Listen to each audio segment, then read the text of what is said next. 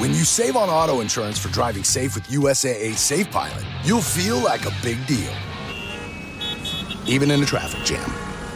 Save up to 30% with USAA Safe Pilot. Restrictions apply. The Shark Deck. I'm Johnny Mac with your daily comedy news, late night on strike. So LateBot says, Cinco de Mayo is a great day to remember the bravery of the Mexican soldiers who defeated the French army in 1862. Or, drink tequila and pretend you're a Mexican wrestler. Your choice. I could see Jimmy Kimmel telling that exact joke. It's also a day to break out half-ass Mitch Hedberg impression. Hit the bass, guys. On Cinco de Mayo, I like to celebrate the Mexican army's victory over the French by eating tacos. It's a lot easier than trying to pronounce Puebla correctly. Cinco de Mayo is the only day of the year where I'm allowed to put tequila in my coffee without being judged. It's like a fiesta in a mug. All right, that's ridiculous. I like to think of Cinco de Mayo as the day where the guacamole flows like water and the margaritas flow like margaritas. Thank you, AI half-ass Mitch Hedberg. John Mulaney wishes he would have been asked to host The Daily Show 5 years after he was. Mulaney said it was shortly after the SNL 40th anniversary, so that's 9 years ago, I guess. I had a sitcom on Fox. Oh, yeah, remember that existed? Nobody watched that thing. That bombed hard. Mulaney said that aired all 13 episodes, but it was canceled. It didn't do good numbers, but at least critics reviled it, so it was a fun time. Jon Stewart was leaving The Daily Show, and Kent Alterman, president of Comedy Central, asked Mulaney if he wanted to take on the hosting role. Mulaney said, I was extremely flattered. I sensed they would be big shoes to fill. I think I was also gun-shy from putting myself out there after the Fox run, and I sensed all eyes would be on whoever came after Mr. Stewart. It wasn't the right thing at the moment, but I remember saying to Kent, I wish it was 5 years from now, and he went, yeah, but it's not. Well, John Mulaney, how about now? He'd be a great fit.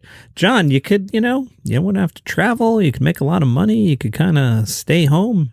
It's right in New York City where you used to live anyway. Where does he live now with Olivia? Or are they bi-coastal? I can't remember what their deal is. But John Mulaney, Daily Show? They can't afford him. Jim Gaffigan spoke to the New York Times. He said, in a strange way, gardening is similar to writing stand-up and acting. Yeah? Yes, he says, in that every day you know what the task is, but the outcome can be different. So you might know that you'll be able to grow some cucumbers, but what do you do to facilitate growing cucumbers or help it be different every day? You have some control, but not all control. The trial and error of gardening and the meditative time you spend doing it is really calming, and it reminds me of writing stand-up and building a character for a movie.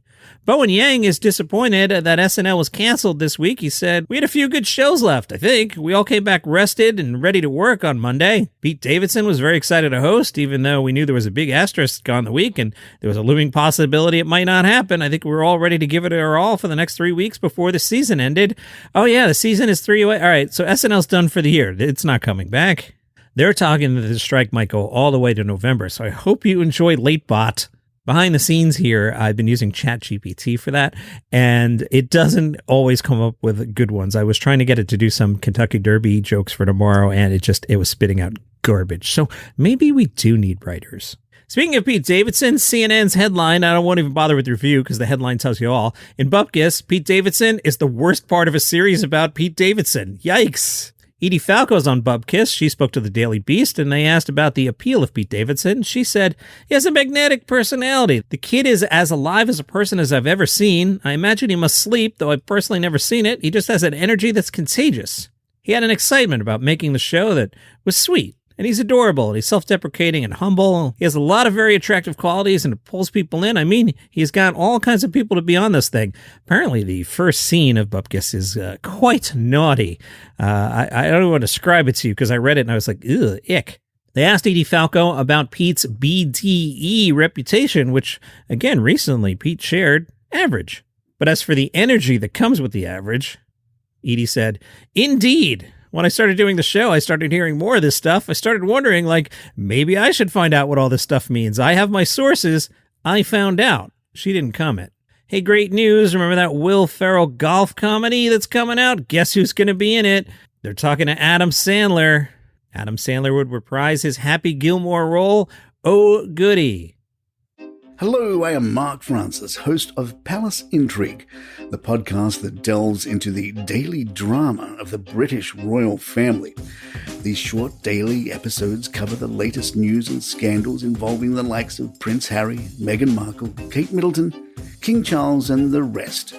From backroom sources to public controversies, we've got you covered.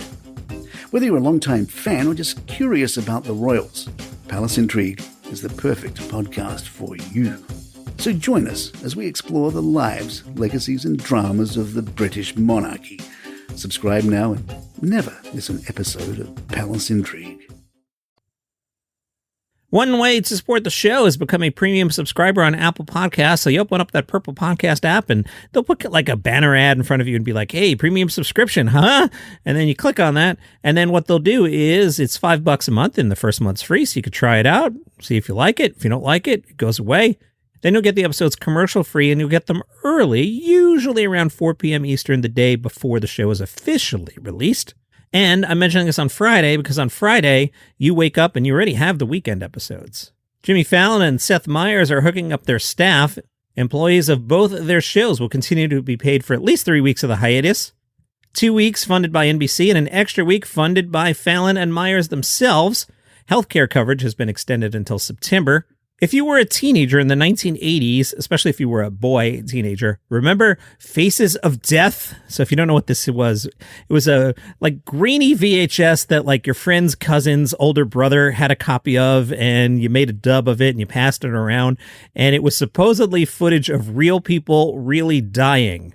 It was one of the great 80s VHSs along with Porky's for obvious reasons and an underrated one, the movie version of MASH. There's a scene with Hot Lips where if you freeze framed it just right and you were 13, you could convince yourself you were looking at a naked lady.